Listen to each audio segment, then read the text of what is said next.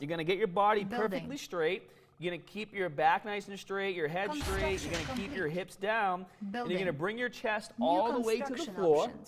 And as soon as your chest touches the floor, you're going to push yourself back up. But it doesn't stop here. When you get to here, you're going to push up and through, activating your serratus anterior. And some people call this a push-up plus, this movement from here to here. But in my opinion, that's how every single repetition should look when you do a push-up. You should always take advantage of full range of motion to get the most out of the movement. And if you want to build a big upper body at home and you want to activate your chest and triceps properly, you have to go all the way down and all the way up on every single repetition. Mistake number 2, guys, is flaring your elbows out wide. And I'll show you what I mean. As you guys just saw in the first mistake video when I showed you proper range of motion, my elbows were tucked in and I was pushing through like this.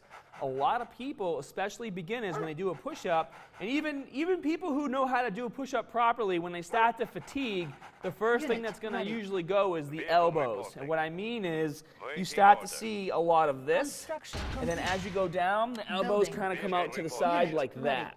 And what this does is obviously it takes you away from being in the strongest position possible, but it can also transfer a lot of the load to your shoulders. And you'll feel a huge difference when you go up and down like this. You'll feel it in your shoulders. Then when you tuck those elbows back in and go down like this and push up and through, you feel all chest and triceps. So the second worst mistake you can do is start to flare your elbows out and do this. That's not what a push-up's supposed to look like. The third mistake is not keeping a straight spine throughout the movement. Guys, it should literally look like there's a metal rod going up your butt and out the top of your head as you perform your repetitions.